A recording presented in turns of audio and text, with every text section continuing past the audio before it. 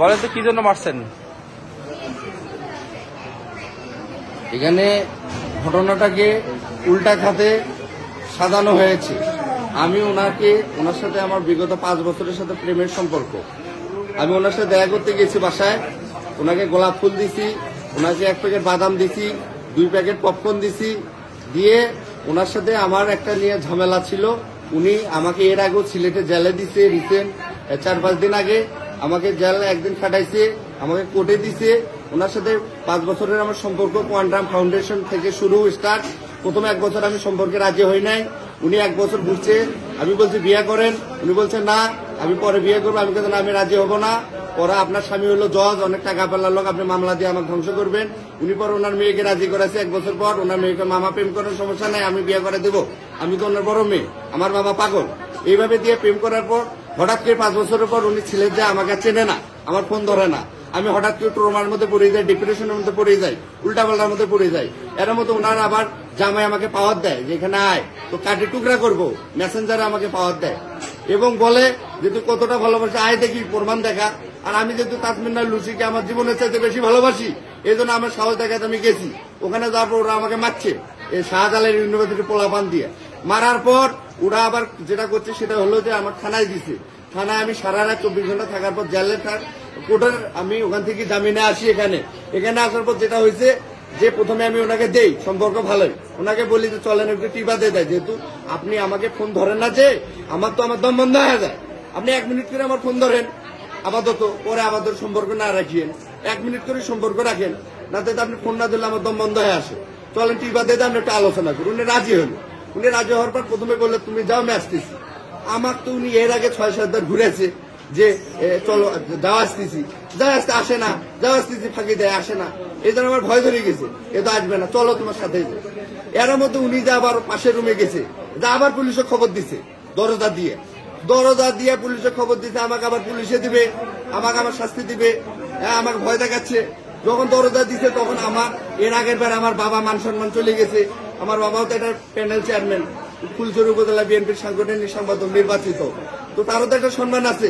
এটাকে কেন্দ্র করে আবার পুলিশে দিবে, আমি রাগতে মরছি, এবার কাছে মরলে মরবো। বাবার বারে বাবার মান সম্মান ইজ্জত মাথা নষ্ট করবো না, নিচু করাবো না। আমি ওই রাগতে বাবার সম্মানের কথা চিন্তা করে দরজা ভাঙছি। ওনার হাতে একটা মারছি, আমি আমার ফলকাটা থাকে সবসময় থাকে একটা হাতে একটা মারছি। মারার পর ওনার ছেলে আসছে, ওনার মারার পর একটা কি দুটা মারার পর ওনার ছেলে আসছে, ওটা চাকুটা নিচে দুইজনে নেওয়ার পর আমাকে আবার মারা শুরু করেছে এই 2 হাতে।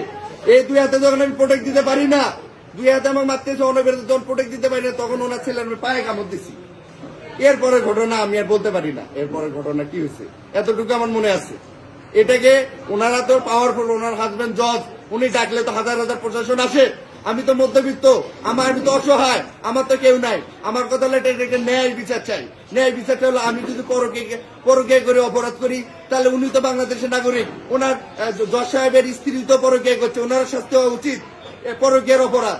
আর দ্বিতীয়ত এটা হলো এটা মিথ্যাভাবে ফাঁসানোর চেষ্টা করতেছে। আমি সবার কাছে দোয়া চাচ্ছি দেশবাসীর কাছে, যেহেতু আমি একজন 24শে জুলাইয়ের মুক্তিযোদ্ধা, আমি অবসরপ্রাপ্ত সেনা সদস্য, 2018 সালের স্বেচ্ছায় আমি অবসরে যাচ্ছি, 9 জানুয়ারি আমি অবসরে যাচ্ছি। এতটুকুই সবার কাছে একটা আমার আবেদন, আমি যদি অন্যায় করে আমার বিচার করুক সরকার এবং আদালত, এবং তারা যদি অন্যায় করে তাদের বিচার আদালত করুক, এতটুকু আমি বলি। আমার বিচারে যদি ন্যায় বিচার যদি ফাঁসি হয়, আমি আলহামদুলিল্লাহ।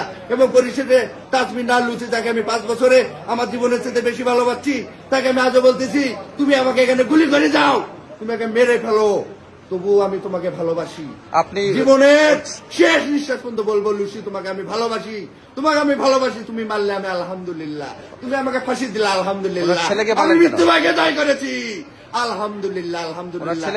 সবাই দোয়া করবেন যাতে এই সত্যতা যাতে উন্মোচন হয়, সব ভাইয়েরা সহযোগিতা করবেন, সত্যটা উন্মোচন হয়, সঠিক বিচারদাতা হয়। এই বলে আমি সংক্ষিপ্ত কথা বললাম। আমার যেহেতু আমি মানসিক শিখাই, আমার কথা বেয়াদবি হলে আল্লাহর রাস্তায় সবাই আমাকে মাফ করে দেবেন। আসসালামু আলাইকুম। ওনার ছেলেকে মারলেন কেন?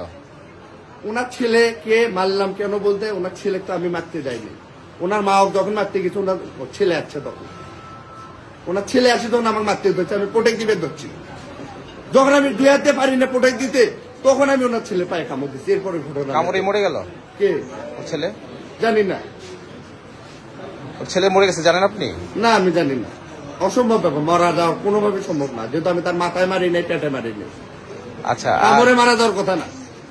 আর উনি যদি আপনার মানে প্রেমিক করতো তাহলে জিডি করলো কেন আপনার নামে? বা আচ্ছা, 5 বছর সম্পর্ক করার পর হট করি এখন আমার ফোন কল আছে, আমার যেমন এয়ারটেল ফোন নাম্বার 5 বছর ওনার লিস্ট বাইট করে দেখেন, কত ঘন্টা, কত দিন, কত মাস কথা বলছে ওনার সাথে। আমার ফোন কল দিয়ে চেক করে বের করে দেখেন। আমরা যদি মিথ্যা হই, ওনার স্বামী জানতো না? ওনার সাথে জানতো। ও আর একটা উল্লেখ, এই মেয়ে, এই মহিলা, এই লুসি, তবু তাকে ভালোবাসি, যেহেতু ভালোবাসা খারাপ হলে তাকে, এই মহিলা এর আগে আরেকটা ছেলের সাথে প্রেম করতো, নাম মাসুদ, তার সাথে 12 থেকে 14 বছর প্রেম করছে। এই মেয়ে, এই মহিলা তাসমিন নাহার লুসি। আচ্ছা, তো আপনার আপনার আপনার যে ঘটনাটা ঘটছে, তাই না? আপনি কি করেন, পেশায় কি? আমি ব্যবসা করি। আমি ফুলচুরি হাট আছে, ওখানে আমার শেয়ার দেওয়া আছে, আমি ব্যবসা করি। আগে আমি সেনাবাহিনী অবসরপ্রাপ্ত, 7 বছর সেনাবাহিনী চাকরি করে 2018 সালের আমার সেনা নাম্বার 12-32-809। হ্যাঁ, আমি আবার 24 জুলাই যোদ্ধা সার্টিফিকেট নিয়ে ব্যাগের মধ্যে আমার সব ডকুমেন্টারি আছে। দেখেন, আমার ব্যাগটা ওনার বাসায় আছে, ফোন ওনার বাসায় আছে। কোথায় জুলাই যুদ্ধ করলেন? ঢাকায় যাচ্ছি হাসানাত আব্দুল্লাহদের সাথে একসাথে, আপনি 1 মাস জুড়ে। আব্দুল্লাহ আমার ফেসবুকে আছে, ছবি আছে। হ্যাঁ, আব্দুল্লাহদের সাথে কি যুদ্ধ করছেন? কি যুদ্ধ? 24 জুলাই যোদ্ধা, শেখ হাসিনা স্বৈরাচার পতনের আন্দোলন করছি। আপনার পুরো নাম কি? আমার নাম মোহাম্মদ লিমন মিয়া। আর খাতায় মিলন লিখছেন কেন?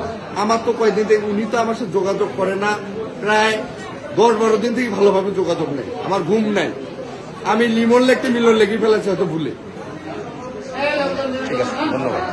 আপনার বাবার নাম কি? আমার বাবার নাম এইচ এম সুলেমান চৌধুরী, সাবেক প্যানেল চেয়ারম্যান এবং ফুলছড়ি উপজেলা বিএনপির নির্বাচিত সাংগঠনিক সম্পাদক, বাংলাদেশ জাতীয়তাবাদী দল বিএনপি।